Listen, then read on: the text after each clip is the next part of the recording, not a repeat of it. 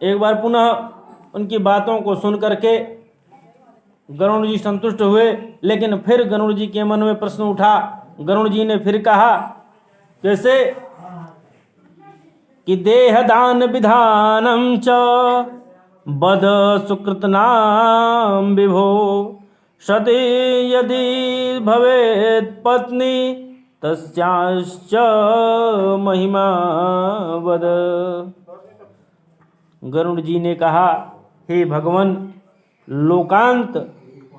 लोकांतरोपयोगी कर्म कर पुण्यवान पुरुष स्वर्ग लोक को जाते हैं, उनकी देह का अग्नि संस्कार कैसे करें?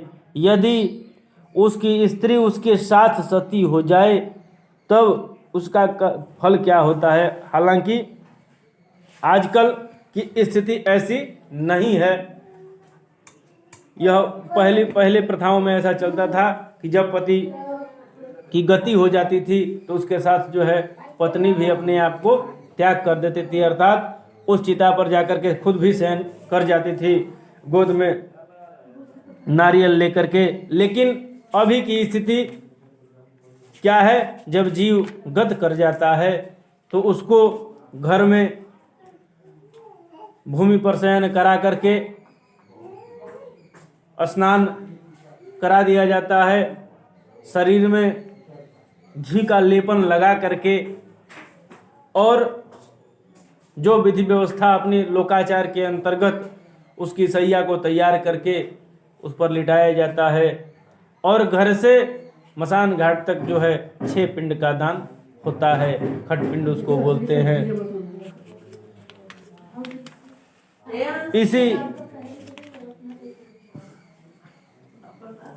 यही विधान जो है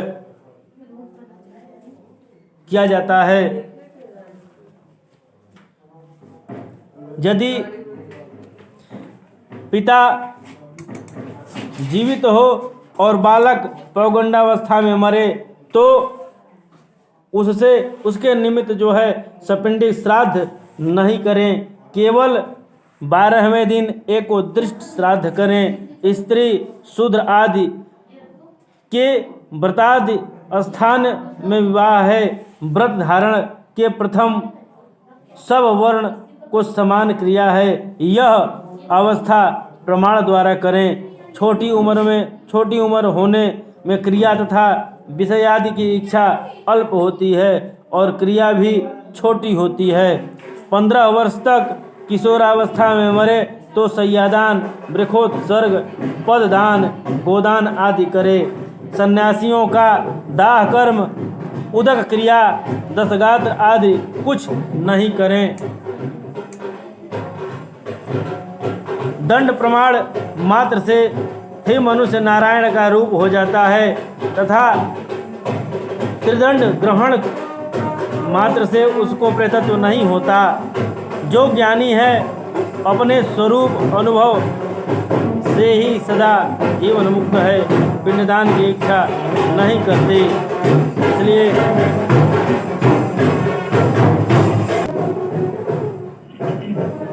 पुनः जो है गरुड़ जी प्रश्न करते हैं, भगवान से पूछते हैं, कहते हैं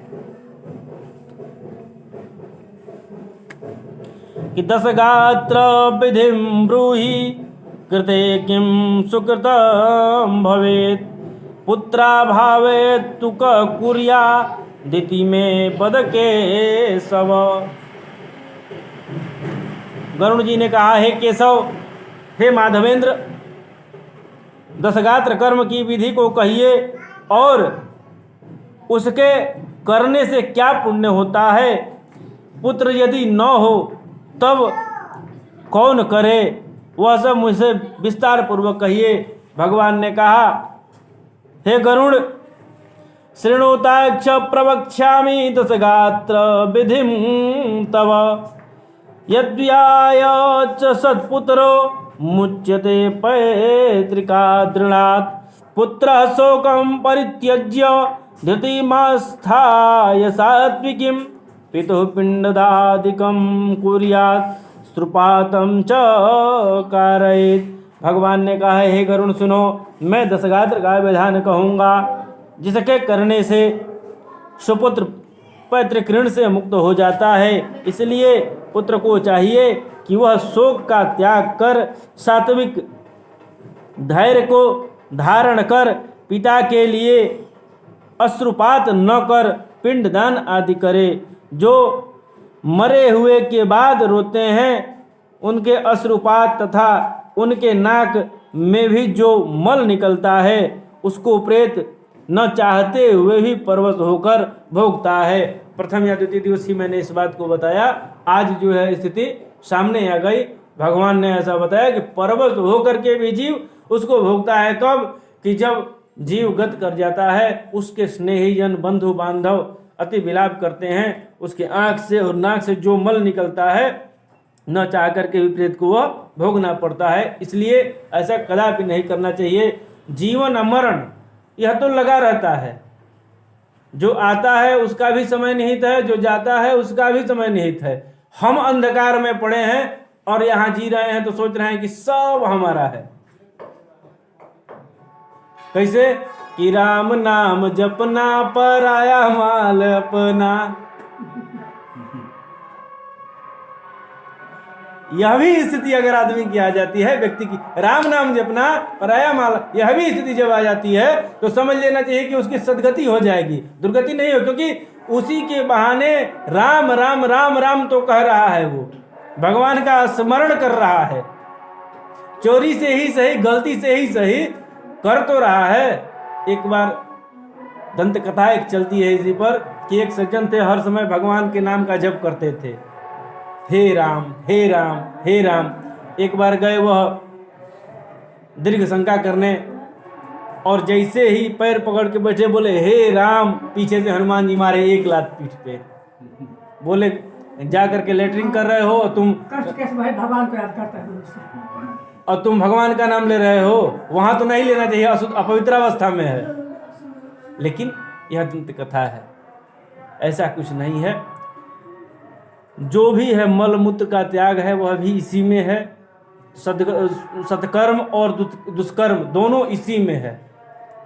हमको क्या करना है यह हमको सोचना है। मल मूत्र भी इसी से निकलता है। भोजन जब हम करते हैं तो वह ही जो है जाकर के मल मूत्र का रूप लेता है, और बढ़िया चीज को एक तरफ, खराब चीज को एक तरफ छांट करके करता है, और यहीं से निकलता है सब। तब तो शरीर ही नाशवान है। तो इस स्थिति में यह नहीं सोचना चाहिए हमको धर्म करना है, सत्कर्म करना है, प्रभु के नाम का संकीर्तन करना, स्मरण करना है, उसमें हमको थोड़ी भी कोताही नहीं करनी चाहिए। कुछ एक चीजें ऐसी होती है जो केवल पवित्र अवस्था में करना चाहिए, उसके बाद कोई बंधन नहीं। श्रीमन्नारायण चरणौ शरणं प्रपद्ये श्रीमते नारायणाय नमः। कहीं उठते बैठते सोते जागते घूमते फिरते कुछ भी करते समय इसको बोला जा सकता है। कहीं भी किसी समय इसको बोला जा सकता है, इसका जप किया जा सकता है। स्नान ध्यान करने के उपरांत मात्र गुरु मंत्र ही एक ऐसा चीज है जिसका जप होता है। उसके बाद अपवित्र अवस्था में उसको नहीं करना चाहिए। बाकी कोई भी दुनिया का, ब्रह्मांड का कोई भी नाम हो, कभी भी किसी समय लिया जा सकता है। क्यों? क्योंकि जीवन का कोई ठिकाना नहीं है। कब आंख से देख रहे हैं, कब आंख मुद जाए, इसका भरोसा नहीं है। कोई ठिकाना नहीं कि मैं यहां से निकल रहा हूं तो जाकर के वापस ही आ जाऊंगा। यहां वापस आ गया तो जरूरी नहीं कि वापस मैं लौट ही जाऊंगा, इसका कोई भरोसा नहीं है।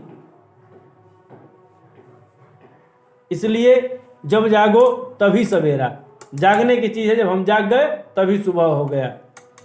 उसको सोचने की आवश्यकता है।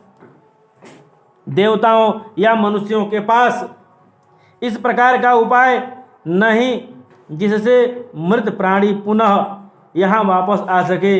होनहार को दूर करने का उपाय होता तो नल, श्री राम, युधिष्ठिर ये राजा लोग दुख आदि नहीं भोगते। इस संसार में किसी के साथ हमेशा रहना संभव नहीं है। आप उठा करके देखिए भगवान के दशावतार में भगवान राम का अवतार हुआ तो क्या उनको समाज ने छोड़ दिया? क्या उनको दुख नहीं हुए? क्या उनको वनागमन नहीं हुआ? क्या उनको रावण ने परेशान नहीं किया? क्या उन्होंने राक्षसों का संहार नहीं किया? क्या उन्होंने यातनाएं नहीं झेली? क्या उन्होंने समाज के दुख से अपनी पत्नी का त्याग नहीं किया?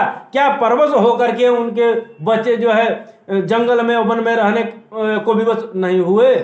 इसी तरह से भगवान कृष्ण का जब अवतार हुआ तो क्या भगवान के ऊपर कष्ट नहीं आई? क्या भगवान के ऊपर विपदा नहीं आई? वह तो काल कोठरी में अपने माता के गर्भ से पैदा हुए और वसुदेव जी की कृपा हुई तब ले जाकर के उनको गोकुल छोड़ा गया।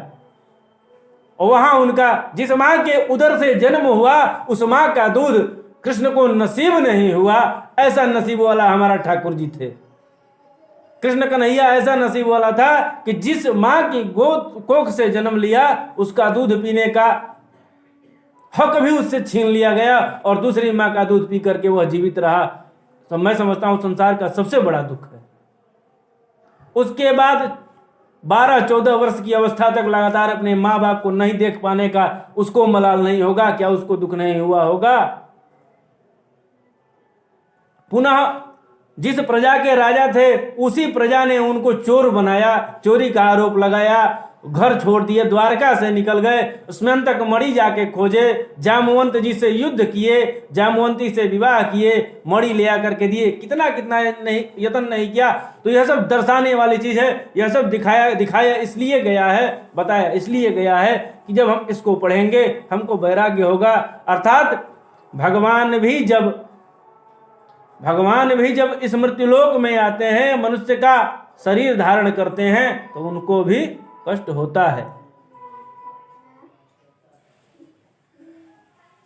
जब जब हो ही धर्म की हानि, बाढ़ ही असुर अधम अभिमानी, तब तब धरि प्रभु विविध शरीरा, हर है भाव सज्जन पीरा। हर ही भव निधि सज्जन पीरा।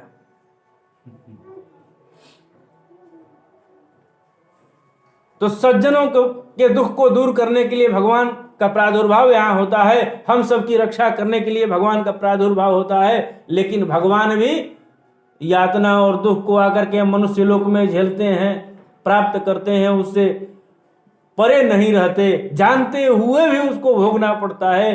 क्योंकि संसार को यही तो दिखाना है कि देख लो जैसे तुम जी रहे हो वैसे ही मैं भी जी रहा हूँ। जैसे तुम्हारी मृत्यु होगी वैसे ही हमारी मृत्यु होगी। जैसे तुम्हारे स्वजन जाएंगे मर करके वैसे हमारे ही बंधु बांधव मर के जा रहे हैं। तो यहाँ कोई किसी का नहीं है। जो यहाँ आया है उसको जाना है, यह परम सत्य है। कोई अल्प समय में चला गया, कोई कुछ दिन बिता करके चला गया। जैसे एक ही दुकान से 2 लाइट खरीदा गया, एक लाइट 10 दिन चली और दूसरा लाइट 2 महीना चल गया। तो इसकी अवधि केवल 10 दिन की थी, उसकी 2 महीने की थी। वह 2 महीना अपना जो है आकर के सेवा दिया और उसने 10 दिन की सेवा दिया, 10 दिन में यह संपन्न हो गया। सोचने की स्थिति है। जिस समय प्रातः काल बनाया हुआ भोजन सायंकाल को नष्ट हो जाता है, वैसे ही अन्न से पुष्ट हुई नासवान देह नित्य नहीं रह सकती। ऐसा विचार करना दुख की दवा है। इसलिए शोक रूपी अज्ञान का त्याग कर पुत्र पिंडदान आदि का क्रिया करे। पुत्र के अभाव में पत्नी तथा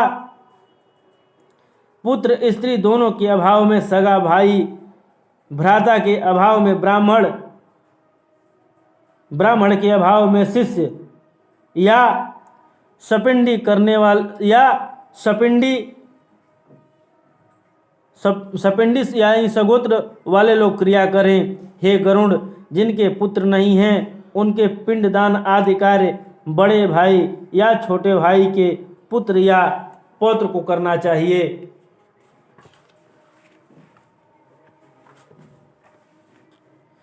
भाइयों के मध्य एक भाई को पुत्र है तो उस पुत्र से सब भाई पुत्र वाले हो जाते हैं, ऐसा मनु जी ने कहा है।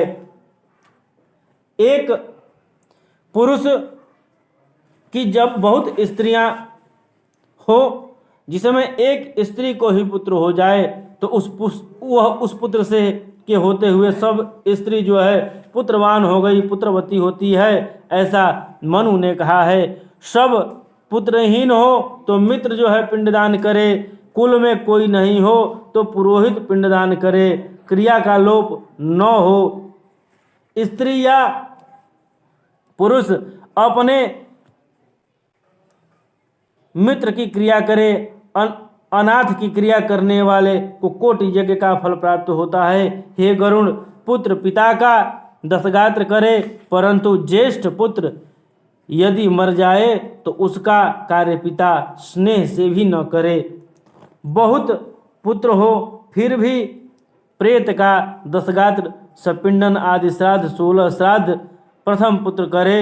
धन विभाग होने पर भी भक्ति भाव द्वारा पिता का 12 मास का कृत्य ज्येष्ठ पुत्र ही करे। अनंतर सब वार्षिक श्राद्ध आदि अलग करे। ज्येष्ठ पुत्र को एक समय भोजन, सुन ले, एक समय भोजन, भूमि पर शयन, ईश्वर का ध्यान कर ब्रह्मचर्य पूर्वक पवित्र रहकर दशगात्र करना चाहिए। 7 बार पृथ्वी की परिक्रमा करने का जो फल होता है उतना ही फल माता तथा पिता की क्रिया करने से पुत्र को होता है। दशगात्र से लेकर 12 मास तक क्रिया करने से गया श्राद्ध का फल होता है। उसे कूप में, तड़ाग में, बागीचे में, तीर्थ मंदिर आलस्य रहित हो मध्याह्न समय में जाकर के आमंत्रक स्नान करना चाहिए। शुचि पवित्र हो वृक्ष के नीचे दक्षिणाभिमुख होकर दक्षिणाभिमुख स्थित एक वेदी का निर्माण कर उसमें उसे गोमय से लेपन कर वेदिका पर पर्णासन बिछाकर कुछ ब्राह्मण बैठाकर उसका पाद्य आदि से पूजन कर उसको नमस्कार करे। उसके समीप पिंड स्थापनार्थ एक कुशा का आसन बिछाकर उस पर नाम गोत्र का उच्चारण कर पिंड दे। वह पिंड चावल या जौ के आटे का हो, जिस पर चंदन, अक्षत इत्यादि कनेर का फूल चढ़ाना चाहिए। धूप दीप नैवेद्य सुपारी पान दक्षिणा आदि पात्र से दूध पानी एक साथ रख हाथ में लेकर कहे, अमुक नाम प्रेत को देता हूँ, उसे प्राप्त हो। अन्न, वस्त्र, जल, द्रव्य और अन्य जो वस्तु प्रेत शब्द से देते हैं इससे मृतक को अनंत फल प्राप्त होते हैं। इसलिए प्रथम दिन से लेकर सपिंडीकरण के पूर्व तक स्त्री पुरुष का प्रेत शब्द से पिंड दें, अर्थात प्रथम दिवस से लेकर के और सपिंडी श्राद्ध तक प्रेत शब्द से उपमा दिया जाता है। अमुक नामना प्रेताया, जो नाम है नाम रख करके प्रेताया, पुरुष है तो प्रेतस्य, स्त्री है तो प्रेताया। प्रेत शब्द यदि उसमें प्रयोग होता है तो वह उससे जो है उस जीव को बड़ी आनंद मिलता है, तृप्ति मिलती है।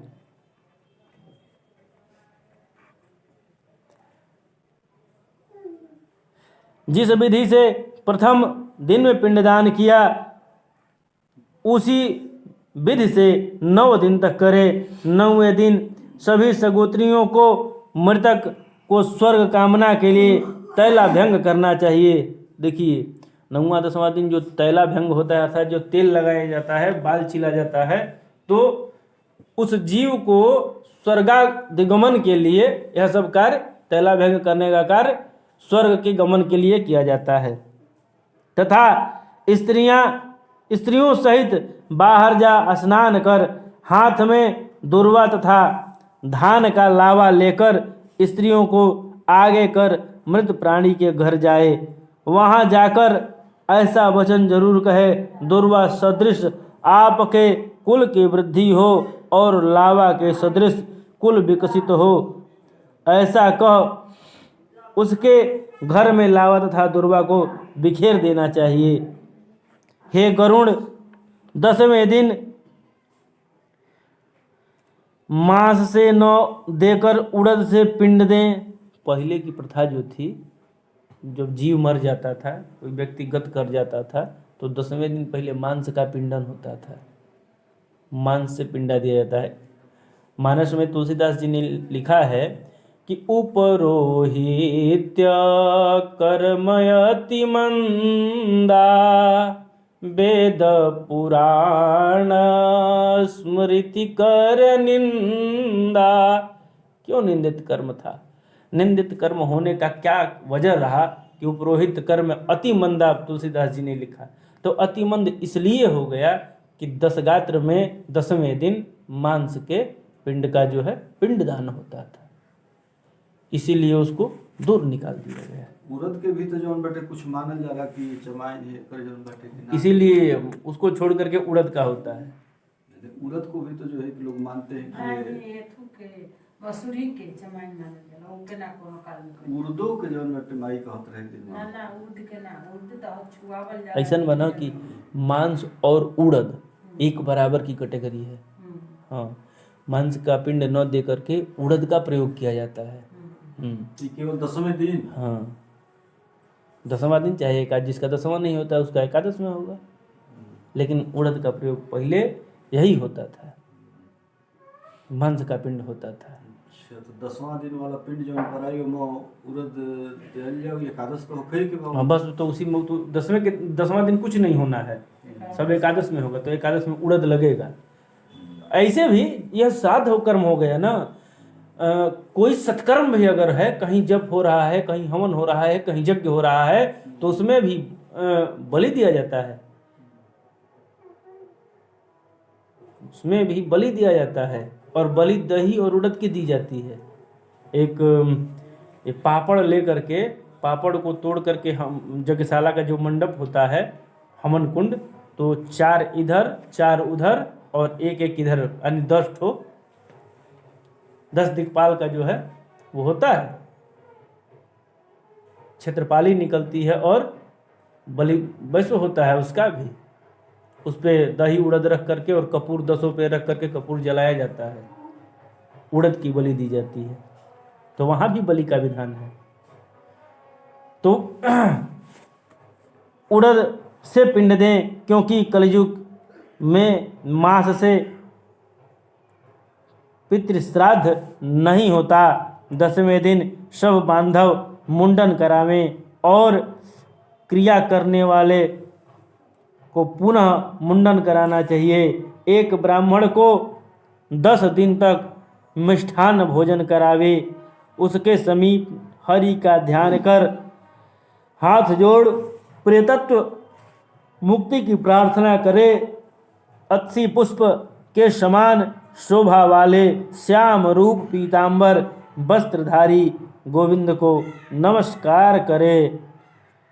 कैसे कि अतसी पुष्प संकासम पीतवास समच्युतम जे नमस्यन्ति गोविंदम न तेषां विद्यते भयम्।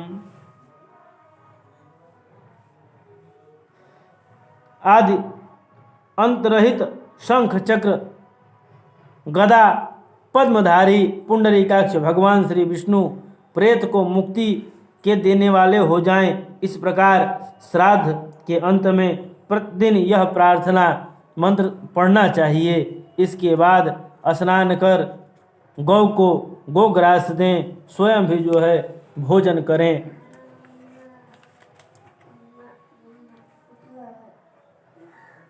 अब पुनः जो है भगवान गरुण को उनकी बातों से संतुष्ट करके और अंतर्ध्यान हो गए, अंतर्मग्न हो गए। अंतर स्थिति में पुनः जो है विचरण करने लगे। गरुण जी देख करके कहे कि अब तो लग रहा है कि भगवान अब समाधिस्थ हो रहे हैं, आगे की स्थिति का वर्णन नहीं करेंगे। प्रेम से बोलिए गरुण भगवान की जय।